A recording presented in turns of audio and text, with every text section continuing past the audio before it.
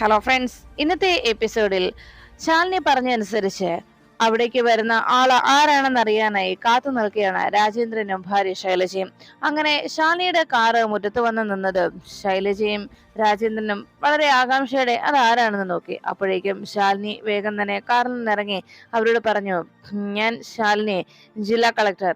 നിങ്ങളല്ലേ കാർത്തികയുടെ അച്ഛൻ എന്ന് ചോദിച്ചപ്പോ ഉടനെ രാജേന്ദ്രൻ പറഞ്ഞു, അതെ ഞാൻ തന്നെയാണ്. അവളെ നിങ്ങൾക്ക് അറിയുമോ എന്ന് ചോദിച്ചപ്പോ ശാലിനി പറഞ്ഞു, നന്നായിട്ട് അറിയാം, അവളെ അറിയൂ എന്ന് പറഞ്ഞപ്പോ ഉടനെ രാജേന്ദ്രൻ ചോദിച്ചു, അല്ല മനസ്സിലായില്ല എന്ന് പറഞ്ഞപ്പോ, അതെ ആദ്യം അവളെ കുറിച്ച് ഞങ്ങൾക്കൊന്നും അറിയില്ലായിരുന്നു, എന്നാൽ ഇപ്പോ ശരിക്കും അവൾ ആരാണെന്ന് ഞാൻ മനസ്സിലാക്കി കഴിഞ്ഞു. അവൾ വീട്ടിലേക്ക് വന്നപ്പോ അവൾക്ക് അച്ഛനും അമ്മയും ഇല്ല എന്നും അവൾ ഒരു അനാഥയാണെന്നും ആശ്രമത്തിലാണ് അവൾ വളർന്നത് എന്നും ഒക്കെയായിരുന്നു അവൾ ഞങ്ങളെ ധരിപ്പിച്ചത്. അതിനുശേഷമാണ് അവളുടെ യഥാർത്ഥ ചിത്രം ഞങ്ങൾക്ക് ബോധ്യമായത്. അവൾ പറഞ്ഞതെല്ലാം കളവായിരുന്നു എന്നുള്ള കാര്യം പിന്നീടാണ് മനസ്സിലായത്. ഇത് കേട്ട ഉടനെ തന്നെ ആകെ ഞെട്ടലോടെ അവർ രണ്ടുപേരും നിൽക്കുമ്പോ ശാലിനി സ്വയം പരിചയപ്പെടുത്തി, ഞാൻ ശാലിനി, ജില്ലാ കളക്ടറാണ്. അത് കേട്ടതോടെ ഞെട്ടലോടെ നോക്കുകയും, എന്റെ ഭർത്താവിനെ വിവാഹം കഴിക്കാനായിട്ടാണ് അവൾ ഇപ്പോൾ ഞങ്ങളുടെ വീട്ടിൽ കടന്നു കയറിയിരിക്കുന്നത്. എന്റെ ഭർത്താവിന്റെ അമ്മയും ഞാനും തമ്മിലുള്ള ഒരു സ്വരച്ചേർച്ചയില്ലായ്മയിൽ നിന്ന് അവൾ ശരിക്കും ആ ഒരു സ്വരച്ചേർച്ചയില്ലായ്മ മുതലെടുത്തുകൊണ്ട് ഞങ്ങളുടെ കുടുംബം തകർക്കാനായി കയറിക്കൂടിയിരിക്കുകയാണ്. യഥാർത്ഥ സത്യം തിരിച്ചറിഞ്ഞുകൊണ്ട് ഇനി അവളെ ആ വീട്ടിൽ നിന്ന് പുറത്താക്കാനും എന്റെ വിഷ്ണുവേട്ടന്റെയും ജീവിതത്തിൽ നിന്ന് എന്നേക്കുമായി അവളെ പുറത്താക്കുന്നതിന് വേണ്ടിയാണ് ഞാനിപ്പോൾ ഇവിടേക്ക് വന്നത്. എന്റെ ഭർത്താവ് അവൾക്ക് വേണ്ടി ഒരു സഹായം ചെയ്തത് കൊണ്ടാണ് ഇത്രയേറെ പ്രശ്നങ്ങളിൽ ചെന്ന് അകപ്പെട്ടതെന്നുള്ള കാര്യം ശാലിനി അവരെ ധരിപ്പിക്കുന്നു. എല്ലാം കേട്ട് അവർ ഞെട്ടലോടെ നിൽക്കുമ്പോൾ ശാലിനി നടന്ന സംഭവങ്ങളൊക്കെ അവർക്ക് മുന്നിൽ വിശദീകരിച്ചു. എല്ലാം കേട്ട് കഴിഞ്ഞതും എന്ത് ചെയ്യുന്നറിയാതെ അവരങ്ങനെ പകച്ചു നിൽക്കുമ്പോൾ ശാലിനി പറഞ്ഞു, ഇപ്പോഴത്തെ സാഹചര്യത്തിൽ അവളുടെ വിവാഹ കാര്യം എന്റെ ഭർത്താവിന്റെ അമ്മ തീരുമാനിച്ചിരിക്കുകയാണ്. അതുകൊണ്ട് തന്നെ ആ വിവാഹം ഇല്ലാതാക്കുകയും മാത്രമല്ല, കാർത്തിക മൂലമുണ്ടായ പ്രശ്നങ്ങൾക്ക് കാരണം ഞങ്ങളുടെ ജീവിതത്തിൽ എനിക്കും വിഷ്ണുവേട്ടനും നഷ്ടമാകുന്നത് ഞങ്ങളുടെ വിലപ്പെട്ട ജീവിതമാണ്. അതുകൊണ്ട് തന്നെ എത്രയും വേഗം തന്നെ കാർത്തികയെ അവിടെ നിന്ന് നിങ്ങൾ തിരിച്ചു കൊണ്ടുവരണം. സത്യാമ്മയുടെ മുന്നിൽ വെളിപ്പെടുത്തി അവളെ അവിടെ നിന്ന് കൂട്ടിക്കൊണ്ടു വരുന്നതിന് വേണ്ടിയാണ് ഞാനിപ്പോൾ നിങ്ങളുടെ അരികിലേക്ക് എത്തിയതെന്ന് ശാലിനി അറിയിച്ചു. എല്ലാം കേട്ടതിന് ശേഷം ഉടൻ തന്നെ രാജേന്ദ്രൻ പറഞ്ഞു, അപ്പോ പപ്പിമോൾ അയച്ചത് ശരിയായ കാര്യം തന്നെയാണ്. ഇത് പപ്പിമോൾ അയച്ച വോയിസ് മെസ്സേജ് ആണ്. ഇത് കേട്ടിട്ടാണ് ഞാൻ മേഡത്തെ വിളിച്ചതെന്ന് രാജേന്ദ്രൻ അറിയിച്ചു. അങ്ങനെ രാജേന്ദ്രൻ പപ്പിമോള് അയച്ച ആ വോയിസ് മെസ്സേജ് ശാലിനിയെ കേൾപ്പിച്ചു. അത് കേട്ടതിന് ശേഷം ശാലിനി അനുപല്ലവിയോട് പറഞ്ഞു, കണ്ടോ അനു, നമുക്ക് മുന്നേ പപ്പിമോള് കാര്യങ്ങൾ ചെയ്തു തുടങ്ങിയിരുന്നു എന്ന്. എല്ലാം കേട്ട് കഴിഞ്ഞപ്പോഴേക്കും രാജേന്ദ്രൻ പറഞ്ഞു, മേഡം, എന്തായാലും ഞങ്ങളുടെ മകൾ കാരണം നിങ്ങൾക്കുണ്ടായ വിഷമം എത്രത്തോളമാണെന്ന് എനിക്ക് മനസ്സിലായി. ഞങ്ങളുടെ മകൾ കാരണം നിങ്ങൾക്കുണ്ടായ ബുദ്ധിമുട്ട് തിരിച്ചറിയാൻ എനിക്ക് സാധിക്കുന്നുണ്ട്. ഞങ്ങള് എത്ര സ്നേഹത്തോടെയാണ് അവളെ വളർത്തിയത്. അവളെ ഇത്രത്തോളം സ്നേഹിച്ചതിന് അവൾ ഞങ്ങൾക്ക് പ്രതിഫലം നൽകി. ജനിച്ച അച്ഛനെയും അമ്മയുടെയും വേദന മനസ്സിലാക്കാത്ത അവൾക്ക് പിന്നെ മറ്റുള്ളവരുടെ വേദന എങ്ങനെ മനസ്സിലാക്കാൻ കഴിയും? അതുകൊണ്ട് തന്നെ അവളെ നിങ്ങളുടെ പ്രശ്നത്തിനിടയിൽ നിന്ന് നിങ്ങളുടെ ജീവിതം തകർക്കാൻ ശ്രമിക്കുന്ന അവളെ ഞാൻ അവിടുന്ന് കൂട്ടിക്കൊണ്ടുവരാം, ഞങ്ങൾ കൂട്ടിക്കൊണ്ടു പോരാം. എന്തായാലും അവൾ മൂലം വേദന അനുഭവിക്കുന്നത് അവൾക്ക് ജന്മം നൽകിയ അച്ഛനും അമ്മയും ആയാൽ മതിയല്ലോ. മറ്റുള്ളവരെ അവൾ എന്തിനു ബുദ്ധിമുട്ടിക്കണം? ഞങ്ങൾ വരാം മേഡം എന്ന് രാജേന്ദ്രൻ അറിയിച്ചു. ഉടനെ ശൈലജ പറഞ്ഞു, അതെ, ഞങ്ങളുടെ ആ മകളെ ഞങ്ങൾ എത്രത്തോളം സ്നേഹിച്ചിരുന്നു എന്ന് മേഡത്തിന് മനസ്സിലാവില്ല. എന്നാൽ ഞങ്ങൾ നൽകിയ സ്നേഹം അവൾ ഞങ്ങൾക്ക് തിരികെ തന്നത് ഈ രീതിയിലാണെന്ന് മാത്രം. എന്തായാലും അവൾ കാരണം മേഡത്തിന് ഒരു പ്രശ്നമുണ്ടാകാൻ ഞങ്ങൾ സമ്മതിക്കില്ല, ഞങ്ങളും വരാം എന്ന് പറഞ്ഞപ്പോ ശാലിനി പറഞ്ഞു, നിങ്ങൾ ഞങ്ങളോടൊപ്പം വന്ന് അവിടെ വന്ന് സത്യാമ്മയുടെ മുന്നിൽ വെളിപ്പെടുത്തിയാൽ മാത്രം മതി. അവളുടെ അച്ഛനും അമ്മയുമാണെന്നും അവൾ പറഞ്ഞതെല്ലാം കളവായിരുന്നു എന്നുള്ള സത്യം ബോധ്യപ്പെട്ടാൽ പിന്നെ അവൾക്ക് ആ വീട്ടിൽ യാതൊരു സ്ഥാനവും ഉണ്ടാവില്ല. അത് പറയാനായിട്ടാണ് ഞാൻ നിങ്ങളെ കൂട്ടിക്കൊണ്ട് പോകാനുമാണ് ഇവിടേക്ക് വന്നതെന്ന് അറിയിച്ചതും രാജേന്ദ്രൻ പറഞ്ഞു, ഞങ്ങൾ വരാം, നിങ്ങൾക്കൊപ്പം ഞങ്ങൾ വന്നോളാം എന്നറിയിച്ചതും ഉടൻ തന്നെ അനുപല്ലവി പറഞ്ഞു, അതെ, അവിടെ വന്ന് സത്യങ്ങൾ വെളിപ്പെടുത്തുക എന്നത് അത്ര എളുപ്പമുള്ള കാര്യമാണെന്ന് തോന്നുന്നില്ല. അത് മാത്രമല്ല, കാർത്തികയുടെ ഇപ്പോഴത്തെ നീക്കങ്ങൾ, കാർത്തിക ഓരോ കാര്യങ്ങൾ ചെയ്തു കൂട്ടുന്നത്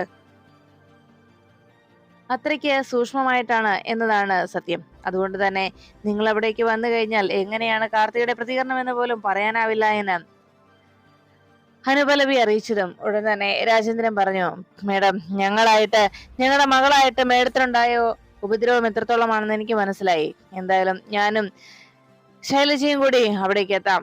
മേഡത്തെ പോലെ ഒരു നല്ല മനസ്സിനുടമയായവർക്ക് ജീവിതം തകർന്നു പോകുന്നത് കണ്ടു നിൽക്കാൻ ഞങ്ങൾക്കാവില്ല. ഞങ്ങൾ വരാം മേഡം എന്ന് രാജേന്ദ്രനും ശൈലജയും വാക്ക് നൽകി. അപ്പോഴാണ് സത്യാമ്മയുടെ വീട്ടിലെ പൂജാമുറിയിലിരുന്ന് പപ്പിമോള് വീണ്ടും കണ്ണനോട് പ്രാർത്ഥന തുടർന്നത്. കണ്ണ, എത്രയും വേഗം വിഷ്ണു അച്ഛന്റെയും ആ കാർത്തികാന്റിയുടെയും വിവാഹം മുടക്കി തരണേ. ഞാൻ എത്ര നേരമായി കണ്ണനോട് അപേക്ഷിക്കുന്നു. കണ്ണനോട് ഞാൻ പ്രാർത്ഥിക്കുന്നത് എത്ര നേരമായിട്ടാണ്. എന്നിട്ട് ഒരു വാക്ക് പോലും എന്നോട് പറയാത്തതെന്താ? അല്ലെങ്കിലും കണ്ണൻ അറിയത്തില്ലേ, പരസ്പരം ഇഷ്ടപ്പെടുന്നവരെ വേണ്ടേ വിവാഹം കഴിപ്പിക്കാൻ? അങ്ങനെയല്ലേ ചെയ്യേണ്ടത്? കാർത്തികാന്റിയെ എന്റെ വിഷ്ണുവച്ചൻ ഒട്ടും ഇഷ്ടമല്ല.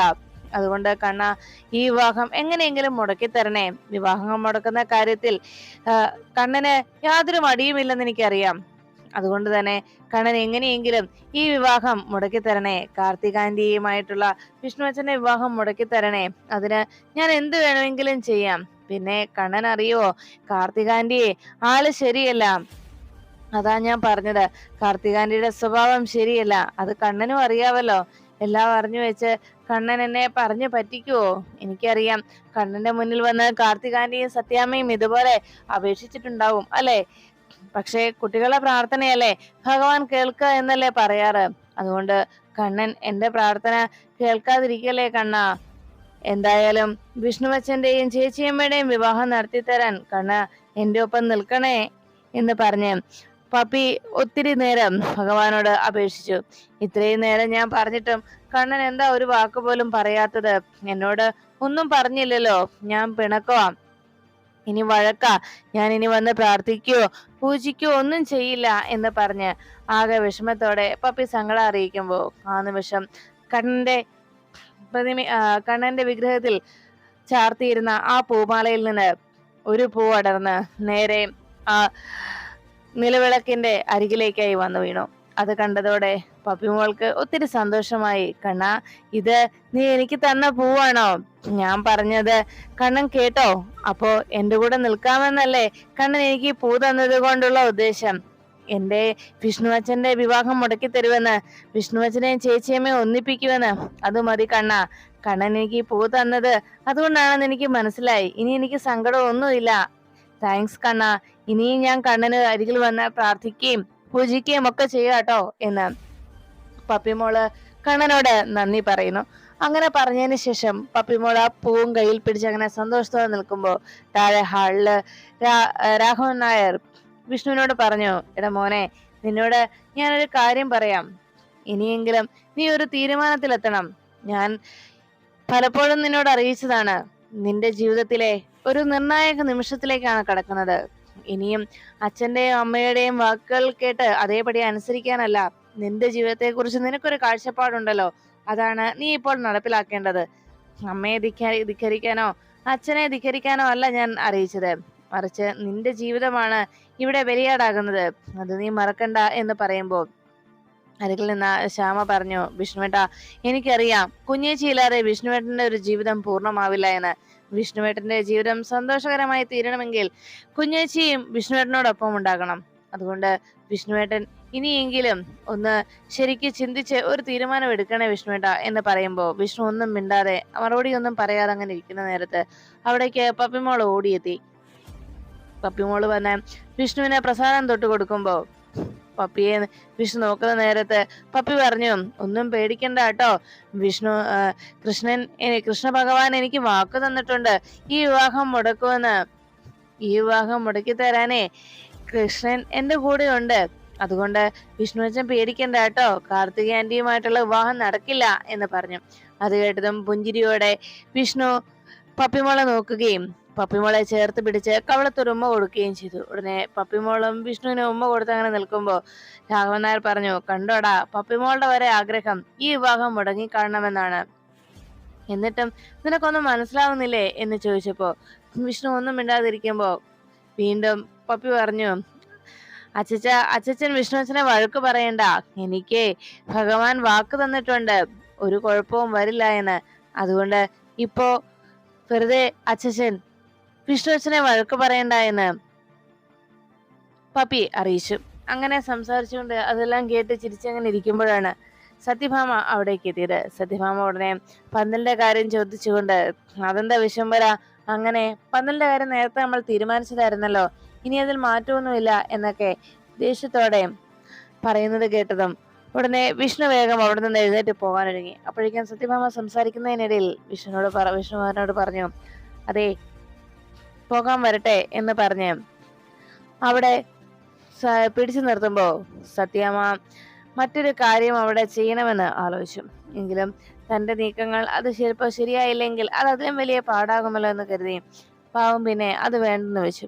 ഈ സമയത്താണ് വീണ്ടും പ്രശ്നങ്ങളെല്ലാം ഉണ്ടാകുന്നതിനുള്ള തയ്യാറെടുപ്പുകൾ അവിടെ നടന്നത്. വിഷ്ണുവിനോട് സത്യാമ്മ ചോദിച്ചു, അല്ല ഇനിയിപ്പോ വിവാഹത്തിന് അധിക ദിവസമില്ല രോഹിത്തെ, നീ ആണ് പഴത്തിന്റെയും പച്ചക്കറിയുടെയും ബൊക്കയുടെയും പൂക്കളുടെയും ഒക്കെ ചുമതല ഏറ്റെടുത്തത്. അതുകൊണ്ട് എത്രയും വേഗം അത് റെഡിയാക്കി തരാൻ നീ അവരോട് പറഞ്ഞിരിക്കണം എന്ന് പറഞ്ഞു.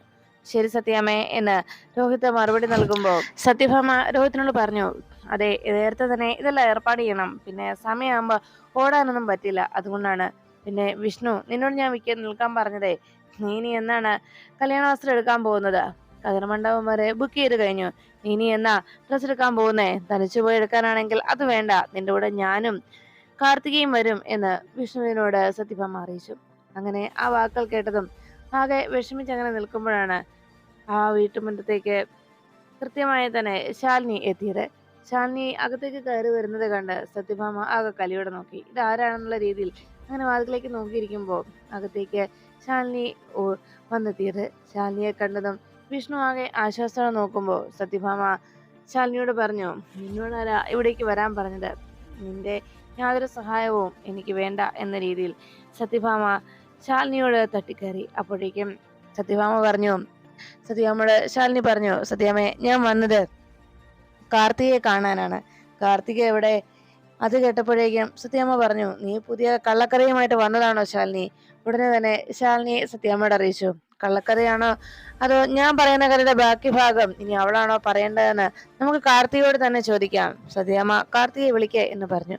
ശാലിനി വാതിക്കലേക്ക് വരുന്ന കണ്ടതോടെ പപ്പി ചേച്ചിയമ്മയെന്ന് വിളിച്ച് ഓടി വന്ന് ശാലിനിയെ കെട്ടിപ്പിടിക്കുന്നത് കണ്ട ആ നിമിഷം മുതൽ ശാലിനിയോട് ആകെ ദേഷ്യമാണ് സത്യഭാമയ്ക്ക്. ഉടനെ ശാലിനിയെ കെട്ടിപ്പിടിച്ച് നിൽക്കുന്ന പപ്പിയെ നോക്കി സത്യഭാമ പറഞ്ഞു, പപ്പി പോ വേഗം, ഇവിടെ നിൽക്കണ്ട, പോകാനല്ലേ പറഞ്ഞത്. അങ്ങനെ പപ്പിയെ വരട്ടി. പപ്പി പോകാതെ ശാലിനിയെ മുറുകെ പിടിച്ചുകൊണ്ടങ്ങനെ നിൽക്കുമ്പോൾ ശ്യാമ എന്നുള്ള സത്യാമ്മയുടെ നീട്ടി വിളി കേട്ട് ശ്യാമ അവിടേക്ക് എത്തുന്നു. ശ്യാമയുടെ കുഞ്ഞിനെ കൊണ്ടുപോകാനായി സത്യാമ്മ പറയുമ്പോൾ വളരെ ദയനീയമായി ശാലിനിയുടെ അരികിൽ നിന്ന് കുഞ്ഞിനെയും കൂട്ടിക്കൊണ്ട് പോവുകയാണ്. ശാലിനിയുടെ അരികിലെത്തി ശ്യാമ പറഞ്ഞു, പപ്പി മോളെ വാ, അകത്തേക്ക് വാ. അങ്ങനെ പറഞ്ഞ് പപ്പിയെ വിളിച്ചുകൊണ്ട് ശ്യാമ കൂട്ടിക്കൊണ്ടു പോകുന്നു.